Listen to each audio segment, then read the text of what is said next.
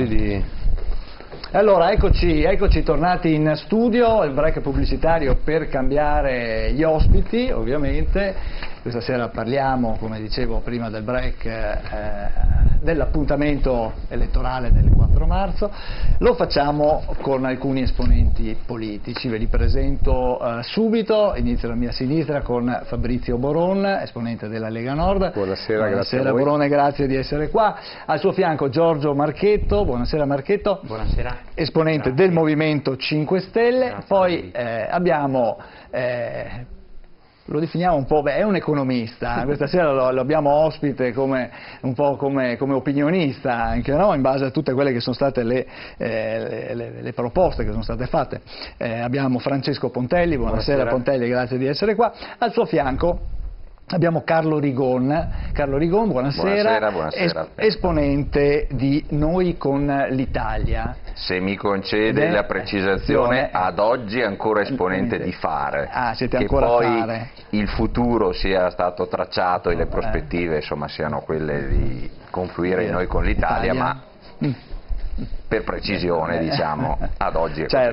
Certo. Allora, questa sera però abbiamo modificato la struttura della nostra trasmissione e abbiamo spezzato quelle che erano le ricorrenze della settimana, le nostre ricorrenze storiche, ne abbiamo riservate due anche per la parte finale. Ora, come sempre, abbiamo la nostra sigletta di memorandum, sentiamo cosa ricordiamo con voi.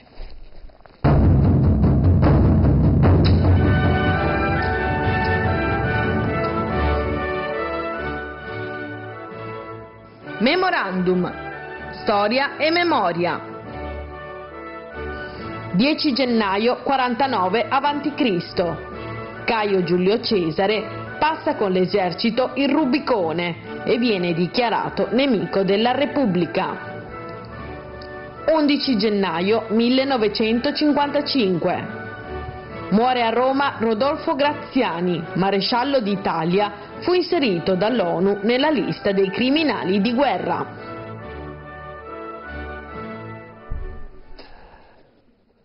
E allora eccoci qua rientrati in studio, allora un breve ripasso di storia anche per questa seconda parte. Allora vedo che Pontelli è un po' sorpreso. Sono decisamente lacunoso in campo storico. No, ma allora il Rubicone capita spesso, no? Quando si fa l'autostrada, l'Adriatica, la A14, si arriva al Rubicone e tutti quanti ricordano il dado è tratto, questa famosa frase che avrebbe detto Cesare nel momento in cui decide di passare con l'esercito il Rubicone e diventa nemico della Repubblica. Il Senato lo aveva, gli aveva intimato di non attraversare no, non è così, dice il professor Casen. Non c'è nessuna intimazione. Cioè Roma finiva a Rubicone.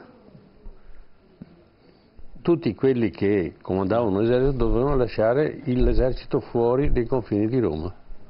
Quindi non poteva passare il Rubicone con l'esercito, lui poteva passare il Rubicone, lui andare e tornare, non c'era nessun problema. Non poteva portarsi dietro l'esercito, peraltro un esercito fatto di veneti, ricordiamo. E invece lui lo passa con l'esercito, perché sa che quando arriverà a Roma sarà decapitato, lo faranno un po' più tardi, ma insomma sarà oggetto di arresto. Perché? Perché ha sovvertito l'ordine economico di Roma. Cioè, Roma esce in quel momento da una situazione di Mario e Silla. Da una parte c'erano le sinistre, Mario, e le destre erano rappresentate da Silla. E si combattevano perché chiaramente i vessati erano quelli che stavano a sinistra e a destra naturalmente c'erano i ricchi. E Giulio Cesare risolve il problema. Importa a Roma centinaia di migliaia di schiavi, quindi tutti diventano ricchi per il principio che 1000 poveri fanno un ricco. Quindi tutti hanno il proprio schiavo, possono produrre, migliorare la città, fare tutto quello che c'è, cambia l'economia di Roma. ma naturalmente chi cambia l'economia di Roma comanderà Roma, e questo è Giulio Cesare. E quindi è quello che romperà l'equilibrio della Repubblica per creare la figura fondamentale che poi si concretizzerà con Augusto come imperatore. Più volte Cesare fu tentato, e lo dice anche poi Shakespeare nella orazione di Antonio, gli fu offerta la corona regale, ma a Roma essere re era una disgrazia, perché c'era la memoria dei famosi 7 re che non si erano comportati molto bene con i cittadini, e quindi essere il re di Roma era una sorta di bestemmia. E da qui nasce invece l'altra figura che non elimina il Senato, mantiene il Senato, ma è imperatore, cioè comanda sopra il Senato e viene incaricato dal Senato peraltro poi per fare tutte quelle attività che vedremo con Augusto e quelli che vengono dopo, ecco. Quindi il Rubicone è un punto di separazione. Quando Cesare va a Roma imporrà al Senato il riconoscimento della Gallia Cisalpina, quindi Padania, e diventerà territorio romano, no? Quindi Bossi deve prendersela con Giulio Cesare. Cosa dice Boronna?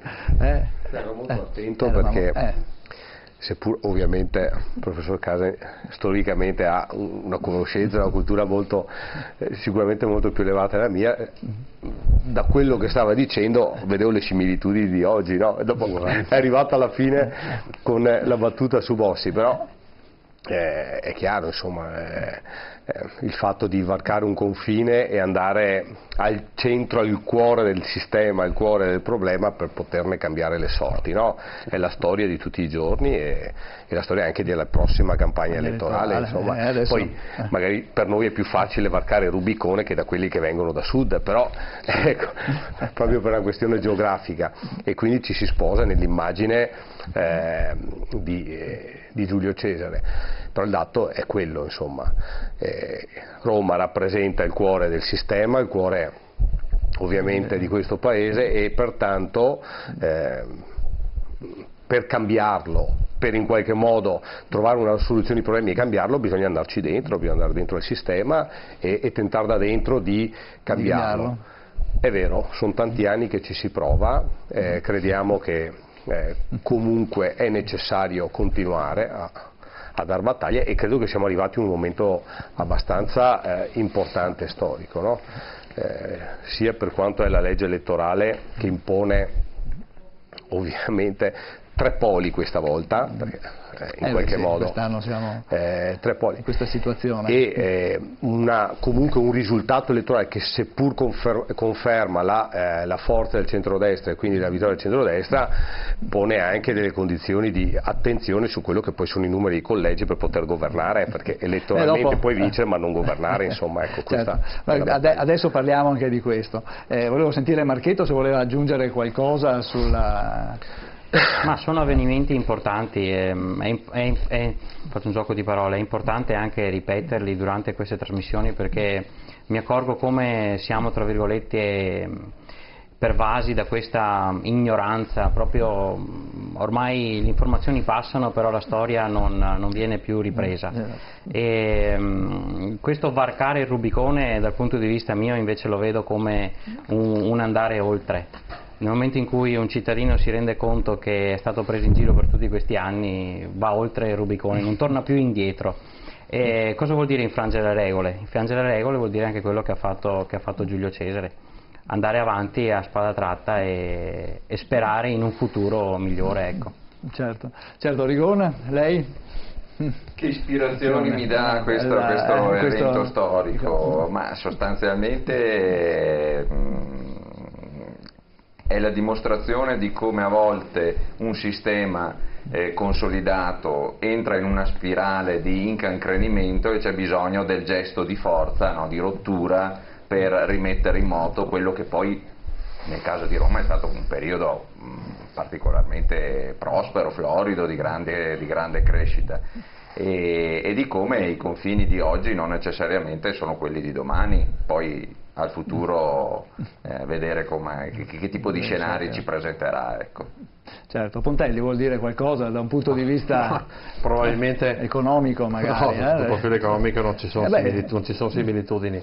Forse nel caso attuale, più che andare a Roma, bisogna andare a Bruxelles, eventualmente, se si volesse veramente affrontare il centro dei problemi di tutta l'Europa e dell'Italia in particolare. Perché è l'Europa che in questo periodo sta cercando, cioè sta anche riuscendo in qualche modo a frenare tutte quelle che sono che potrebbe essere la crescita italiana. Quindi più che Roma io vedrei Bruxelles il problema, non per essere anti-europeisti, ma semplicemente perché Bruxelles, l'Unione Europea dovrebbe completamente cambiare atteggiamento nei confronti dei singoli paesi.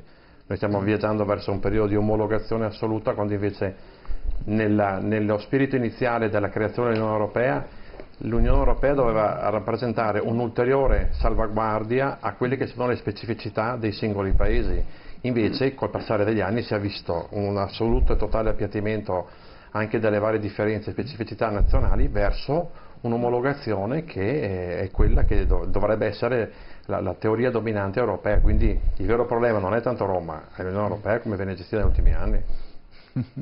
Certo, allora andiamo velocemente avanti, abbiamo la seconda ricorrenza, invece riguarda Rodolfo Graziani, maresciallo d'Italia, muore a Roma nel 1955. Noi i telespettatori magari più affezionati ricorderanno, abbiamo proposto anche altre volte un breve brano di un film che qua in Italia è stato anche censurato per lungo tempo, e non so ancora adesso. È stato censurato e non si poteva proiettare nelle sale, l'unico film che non si poteva proiettare. Il leone del deserto con Anthony Quinn, dove si racconta appunto con un'altra chiave di lettura, con quelli che sono stati i fatti poi della nostra presenza in Libia, e qui c'è un breve brano del film, vediamolo. Vorrei farle una domanda. Perché ha resistito così a lungo? Pensava davvero con i suoi pochi mezzi di cambiare le sorti della Libia? Abbiamo lottato. E questo ci basta. Non le interessa di aver portato il suo paese alla rovina? Voi avete portato il nostro paese alla rovina. Lei cosa farebbe se occupassero la sua terra?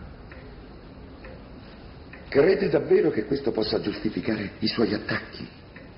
Imboscate, trappole mortali, agguati, omicidi, i nostri coloni minacciati? Coltivano la nostra terra. La Libia non è il vostro paese, non avete alcun diritto. Invece allevate il nostro bestiame e vi sfamate con i nostri raccolti. L'Italia ha il diritto di colonizzare la Libia. L'Inghilterra si è presa l'Egitto, la Francia, la Tunisia e l'Algeria, la Spagna e il Marocco. Paesi che non hanno la nostra storia si sono già spartiti buona parte delle terre d'Africa. Proprio lei, che mi ha fatto prigioniero, vorrebbe che io giustificassi i vostri abusi. A nessuna nazione è dato il diritto di occuparne un'altra.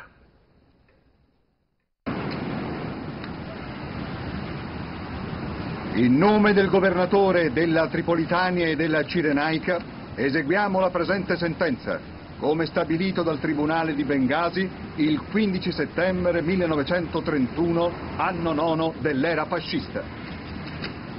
Omar Mukhtar è stato dichiarato colpevole di alto tradimento per aver sostenuto e capeggiato la resistenza contro il governo italiano di questa colonia. La sentenza della Corte prevede la morte per impiccagione in un luogo pubblico. Dunque possiamo procedere. Bene, ecco, questa dunque era poi seguiva la scena dell'impiccagione in questo caso di Anthony Quinn. Allora, una figura, quella di Graziani, che insomma ha lasciato, è stato appunto, come abbiamo detto nella sigla di Memorandum, anche indicato come criminale di guerra, dalle Nazioni Unite, e con lui anche Pietro Badoglio. Vorone, la pagina della nostra presenza appunto nel Nord Africa è stata una pagina che è stata raccontata sempre, insomma, in maniera parziale.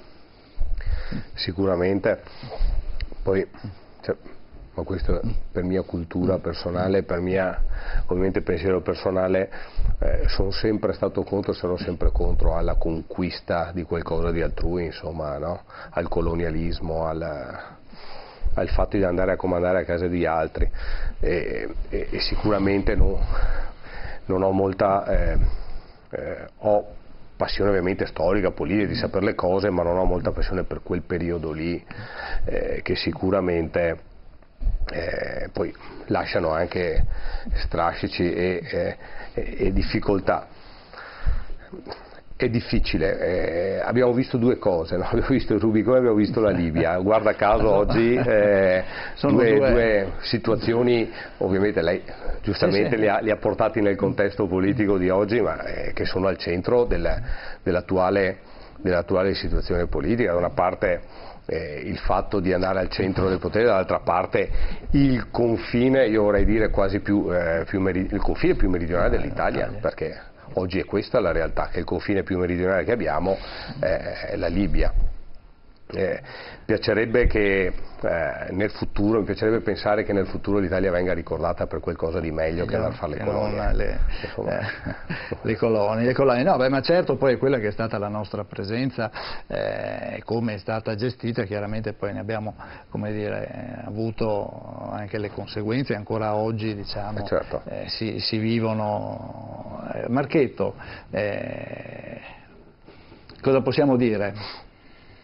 Ma guardi, ogni epoca ha i suoi criminali, naturalmente saranno stati compiuti dei crimini, erano epoche nelle quali l'Italia doveva dimostrare di essere un impero ad altezza delle altre grandi potenze, quindi queste cose magari all'epoca erano anche normali, cioè si arrivava da anni in cui chiunque ha vissuto periodi di guerra, quindi morti, erano cose all'ordine del giorno. Adesso ci sembrano distanti, però quando noi pensiamo che nulla possa cambiare, che tanto alla fine non cambia mai nulla, noi siamo abituati, veniamo da un lungo periodo di pace e quindi non dobbiamo dimenticare questi che sono crimini efferati, queste povere popolazioni del Nord Africa e anche del Centro Africa hanno subito di tutto.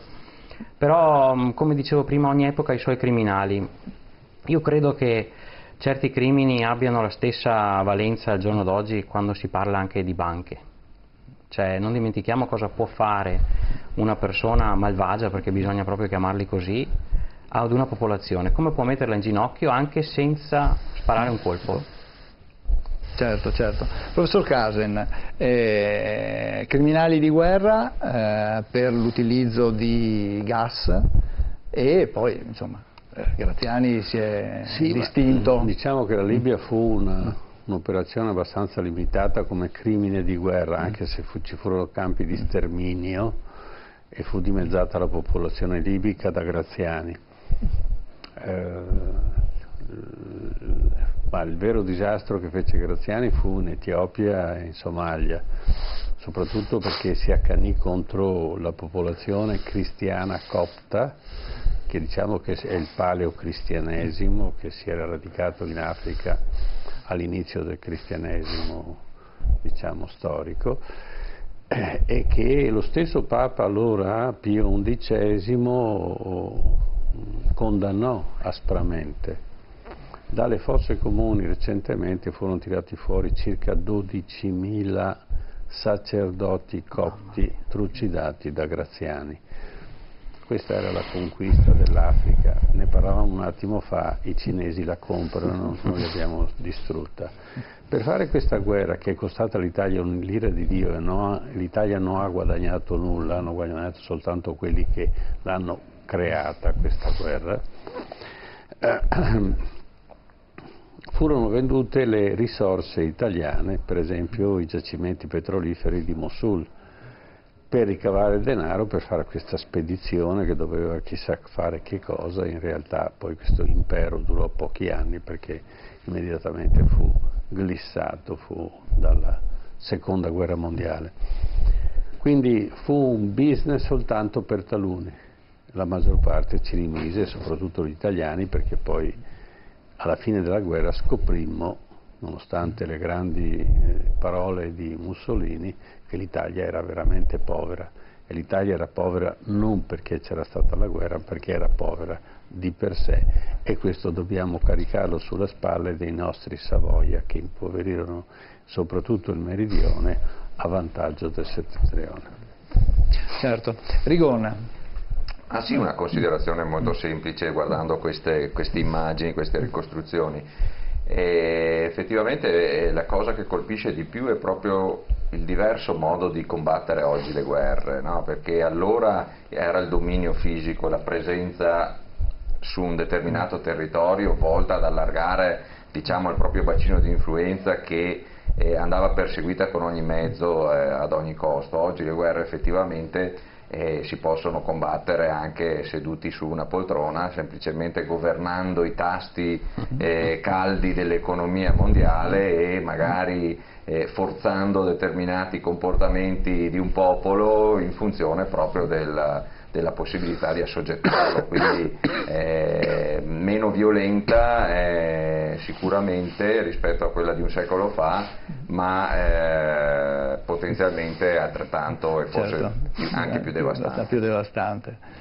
Ma io non sono d'accordo sinceramente, perché chiunque abbia avuto, la nostra generazione comunque ha avuto dei nonni o dei genitori che hanno vissuto la guerra, al di là delle opinioni personali che sono valide tutte legittime. Credo che la guerra abbia lasciato un segno indelebile assolutamente per queste persone che hanno tramandato ai figli e ai nipoti. La guerra è una cosa micidiale e francamente equipararla alla guerra finanziaria mi sembra proprio una cosa che non sta né in cielo né in terra, perché chi ha fatto la guerra, ancora adesso, chi ha la fortuna di essere vivo, ancora adesso si ricorda ogni volta che passa un'ambulanza cosa fossero le sirene dei bombardamenti. Quindi cerchiamo di non dire stupidaggine equiparandola alla guerra finanziaria, per carità di Dio. La guerra, fammi finire, la guerra più danni, parli tu o parlo io? Allora, la guerra è una cosa micidiale dove la gente muore. La guerra finanziaria è un altro tipo di guerra i cui effetti sono altrettanto devastanti, ma non sono neanche vicini a quelle che sono state le guerre, perché non è neanche vero che le guerre si fanno solo a tavolino, perché se tu vai in Iraq, in Iran, in Kuwait, in Siria, in Turchia, in Armenia, quelle sono guerre fisiche e la gente muore. Quindi cerchiamo di porre dei paletti. La guerra finanziaria è un tipo di guerra virtuale, la guerra vera è una cosa tragica. Gli Stati Uniti ancora adesso piangono 58.000 giovani morti in Vietnam e sono passati 30 anni e ancora adesso fanno film e ancora adesso sono problematiche relative a chi è tornato. Quindi cerchiamo di non equiparare le due terminologie. Guerra finanziaria è una cosa, guerra fisica è un'altra cosa. Se posso, giusto per fare una considerazione. Allora, 58.000 morti americani in Vietnam. Sì. Quanti sono stati i morti della prima guerra mondiale? Solo di ebrei 6 milioni. La prima. Della prima. Comunque sono state milionate, non migliaia, milionate, quindi è già cambiato parecchio, insomma, il discorso. Dopodiché che la guerra economica non produca miseria e sofferenza. Io non ho detto questo, non provoca morti. Non puoi mettermi sullo stesso piano gli effetti di un bombardamento con quelli della guerra, con quelli delle banche venete. Per carità di Dio. Ma chi ha parlato? Voi due avete equiparato la guerra finanziaria alla guerra fisica. Forse dobbiamo capire se l'opinione tua, siamo in 2 contro 1, siamo già maggioranza. La minoranza quasi sempre ha ragione, ricordatelo. Dai, per carità di Dio, non facciamo similitudini che sono offensive per chi ha fatto la guerra. Sono offensive, c'è gente che ha fatto la guerra. È sempre una buona regola ascoltare prima di parlare.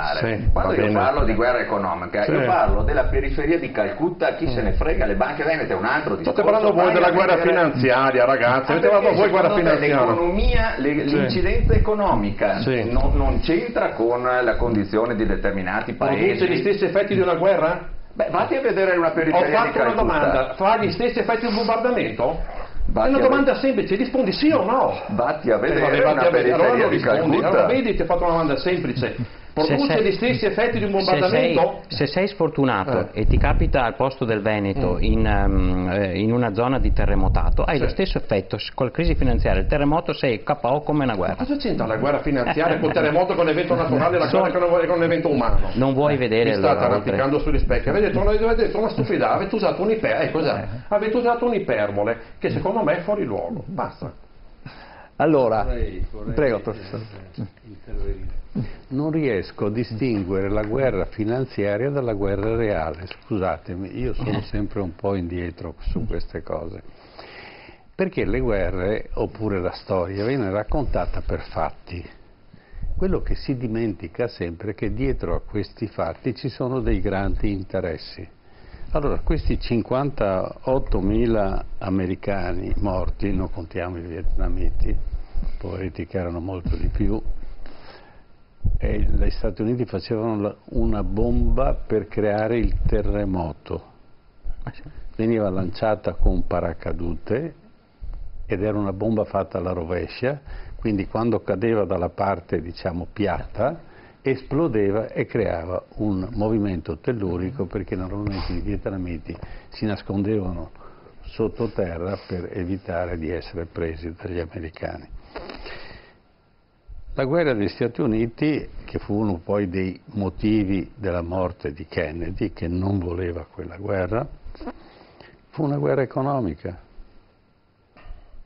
E quando finì la guerra in Vietnam, il grosso problema è come mandiamo avanti l'economia americana, che era un'economia particolarmente dedicata a questa guerra che, attenzione, nella Vietnam furono lanciate il doppio di tutte le bombe lanciate durante la seconda guerra mondiale, compresa Hiroshima e Nagasaki. Non so se mi spiego. Non è un business? Ma è sempre un business la guerra. Certo.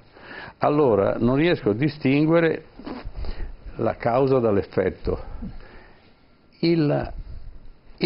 Tutti i conflitti sono legati all'economia e sono motivati da questioni economiche. Cominciamo dalla prima crociata. C'è un bellissimo libro di Guido Carli, governatore della Banca d'Italia, che dice come l'economia dell'Europa cambiò improvvisamente con la prima crociata. Perché?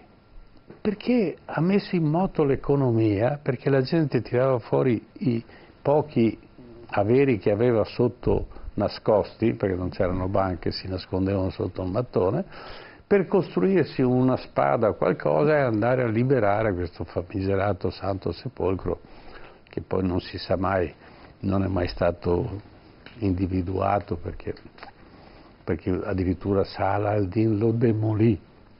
Poi dice: finiamo che i cristiani vengono qui a rompere le scatole, eccetera, eccetera. Però dopo lo riscoprirono di nuovo, adesso abbiamo la chiesa sul Santo Sepolcro, per cui ecco che religione e economia producono guerre, da sempre, da sempre. Per cui l'economia è il grilletto che fa scattare il percussore che colpirà qualcuno. Poi è chiaro che la tragedia la vedo nel momento in cui la persona muore, no?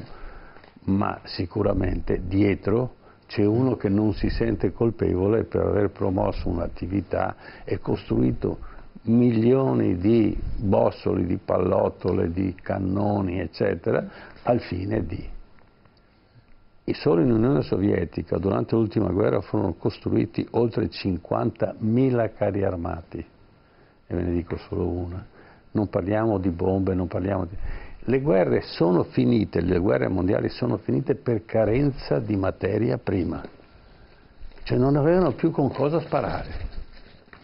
Questo è il punto. Allora, sì, è vero, le guerre sono l'aspetto tragico dell'economia, di un certo tipo di economia che vede soltanto nella guerra la possibilità di straguadagnare, e questa di Graziani era una di queste guerre. Certo, allora breve break pubblicitario, torniamo subito e iniziamo a parlare delle tante promesse fatte in questi primi giorni di campagna elettorale. Aboliamo tutto, a tra poco.